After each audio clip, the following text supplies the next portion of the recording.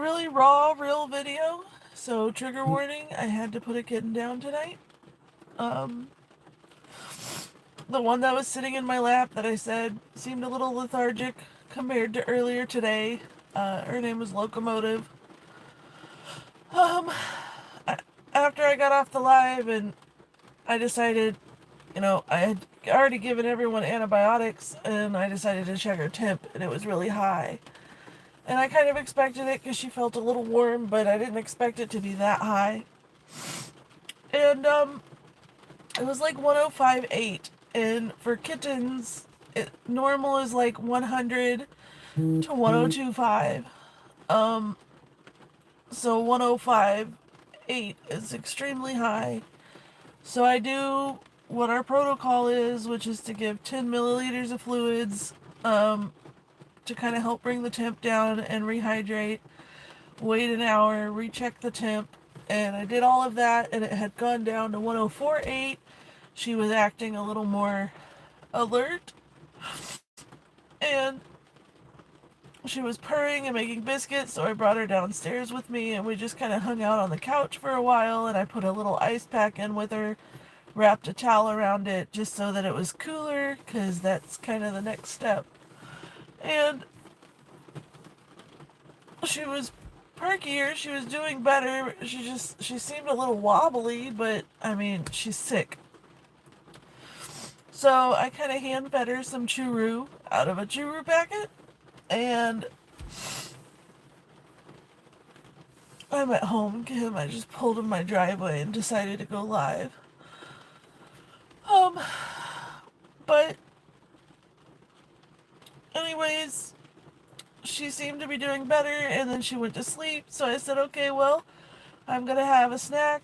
I'm gonna eat some pizza rolls, and then I'll take her back upstairs to the bedroom, and I'm gonna go to bed.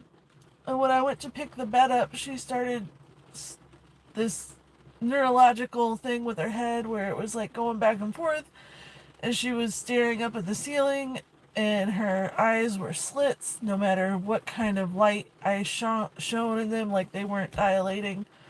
And she was having like a neurological type seizure thing, and I could not get a hold of anyone. It's 1 o'clock in the morning. We have to have approval, for euthanasias or vet visits to the ER, but I went ahead and headed there anyways. Ended up getting a hold of someone, and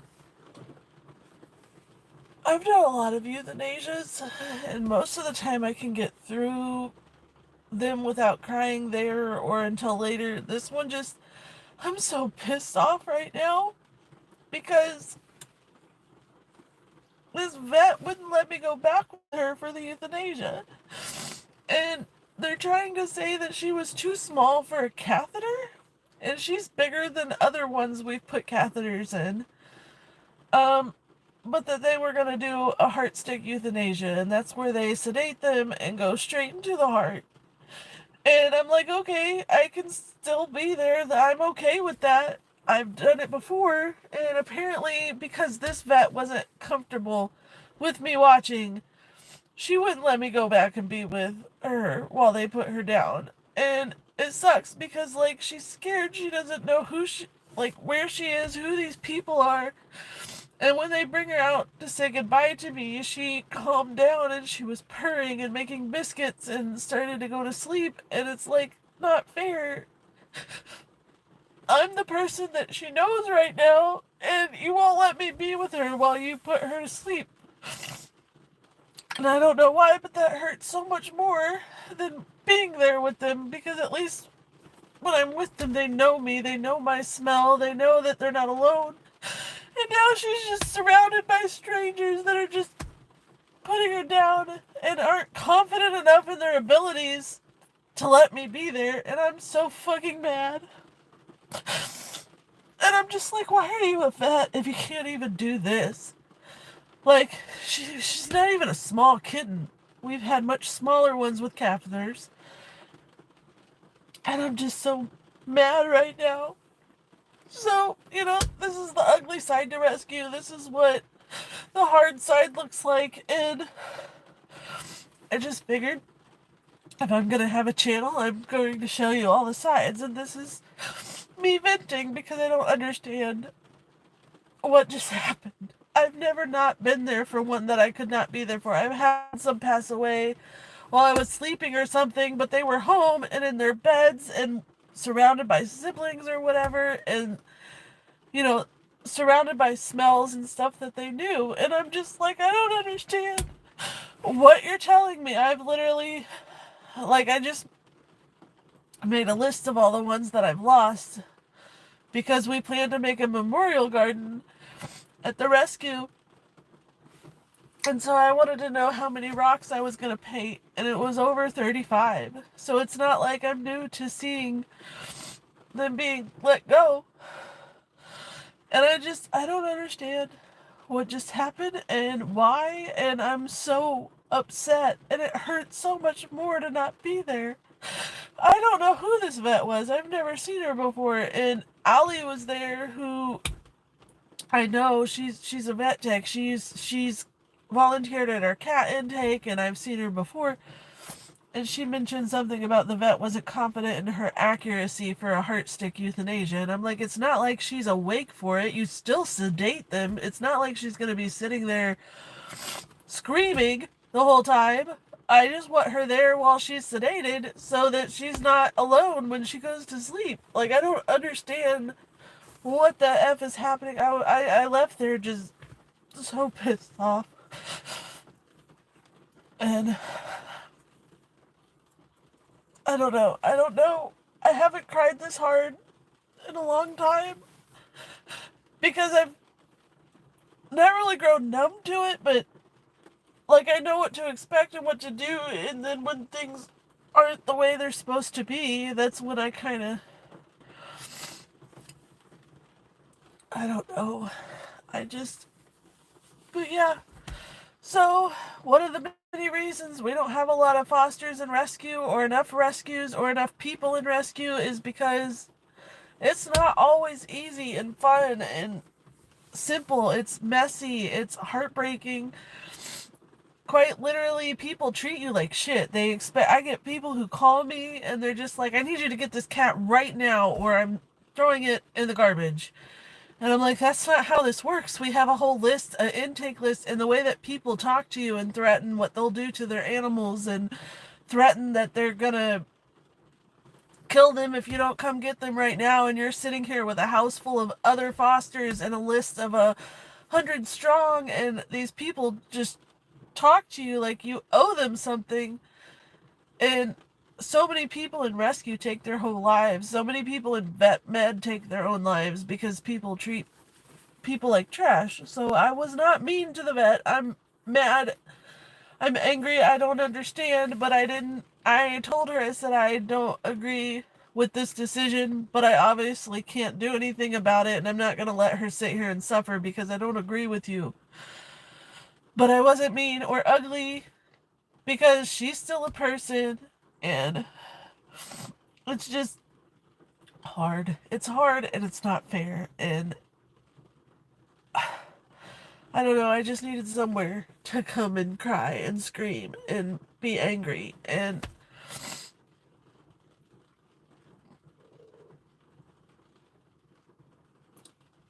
I've never not been there for one, so this hurts even more.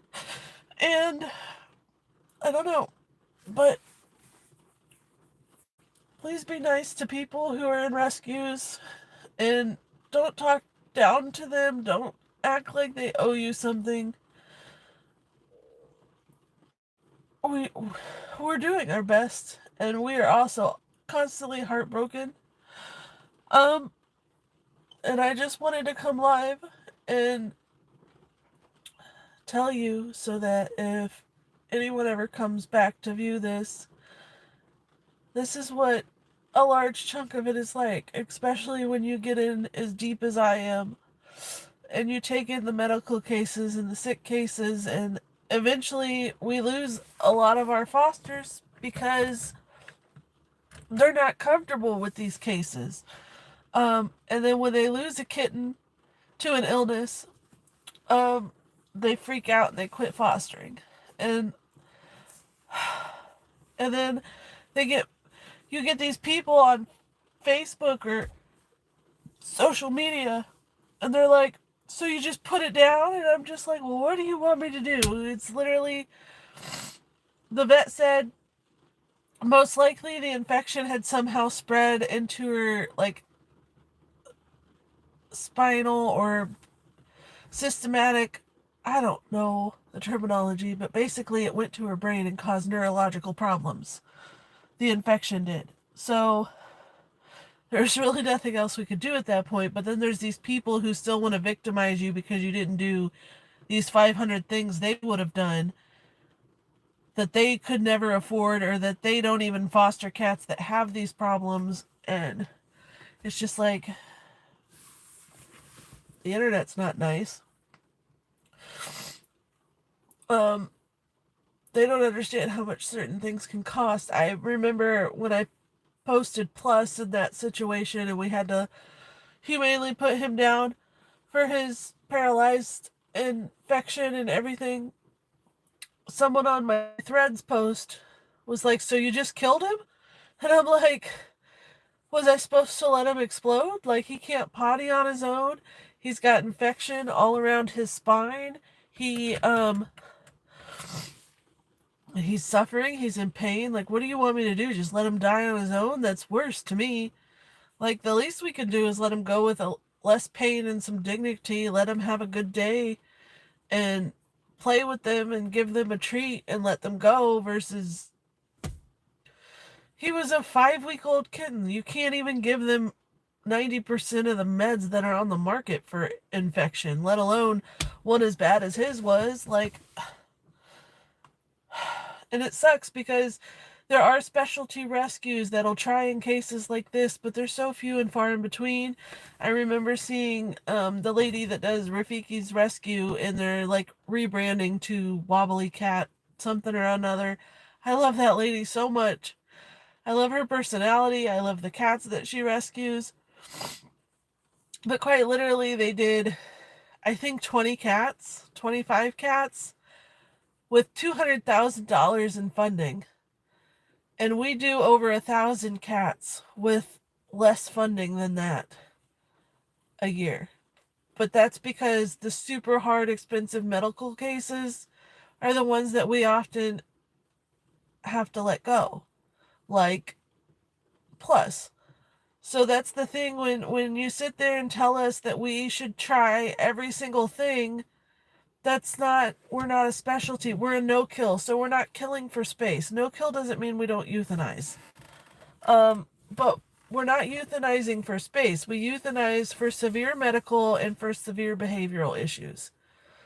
We euthanize when they're suffering and they go over a certain specialty that we can't handle.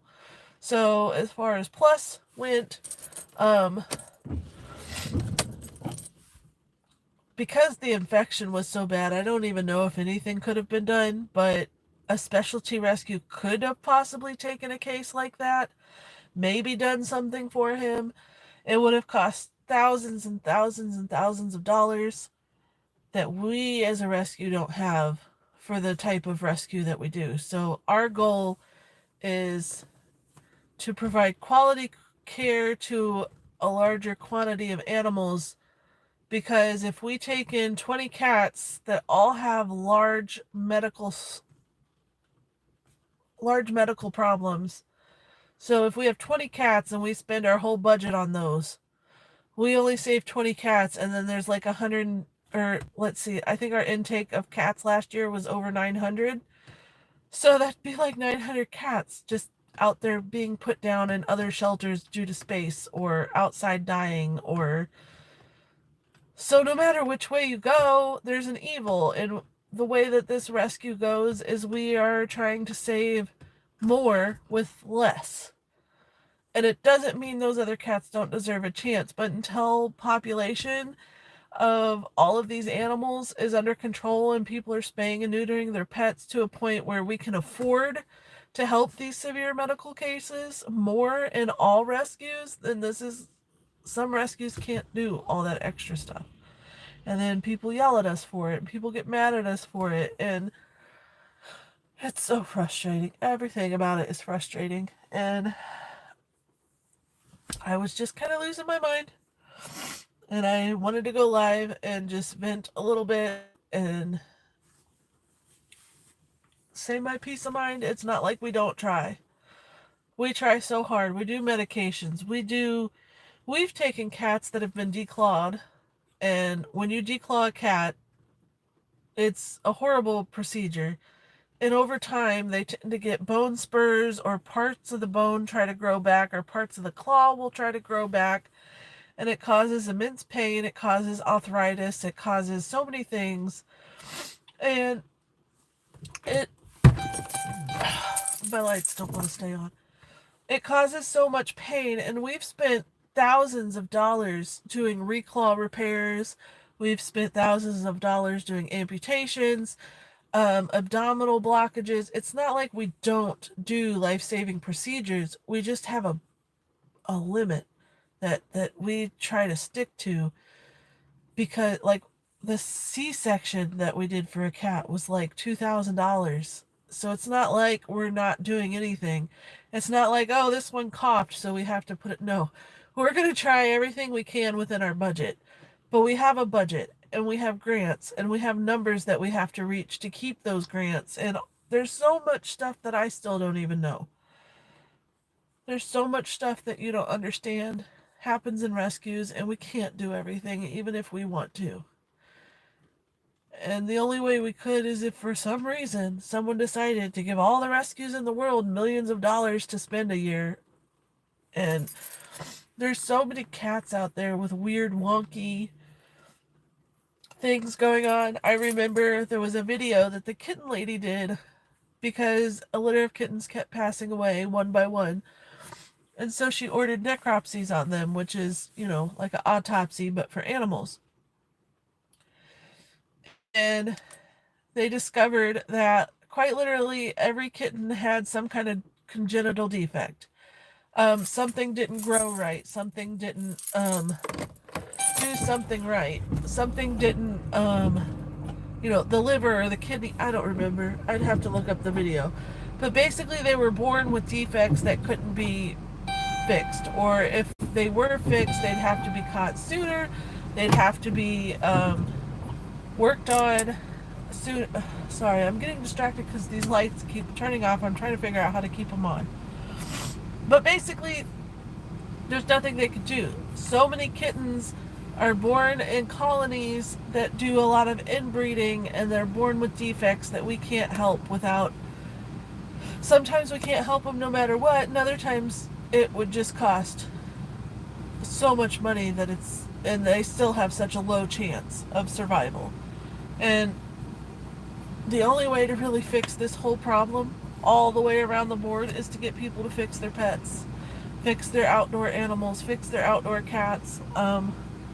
That free kitten that you got off Craigslist, I know you want to fix that cat.